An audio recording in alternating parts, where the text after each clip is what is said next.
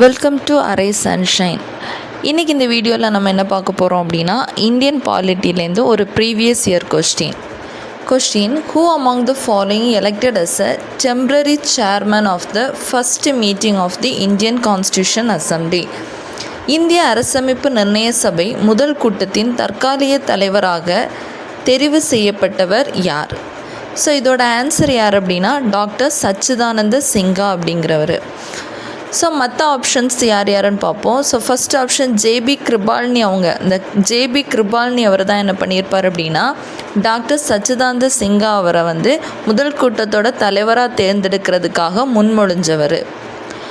Option C doctor Rajendra Prasad தான் doctor சச்சிதானந்த சிங்கா ஒரு தற்காலிக தலைவர். அவருக்கு அப்புறம் ஒரு நிரந்தர தலைவராக, அரசியல் நிர்ணய சபையோட நிரந்தர தலைவராக தேர்ந்தெடுக்கப்பட்டவர் தான் doctor Rajendra Prasad. Next doctor BR Ambedkar அரசியல் நிர்ணய சபை கான்ஸ்டியூஷன் அசம்பிளியோட டிராஃப்டிங் கமிட்டி வரைவு குழுவோட தலைவராக செயல்பட்டிருப்பார். ஸோ இவரை நம்ம என்னன்னு சொல்லுவோம், ஃபாதர் ஆஃப் இந்தியன் கான்ஸ்டியூஷன், இந்திய அரசியலமைப்பின் தந்தைன்னு சொல்லுவோம். ஸோ இதோட answer doctor Sachchidananda Singha is the right answer. I hope you all understand. Thank you.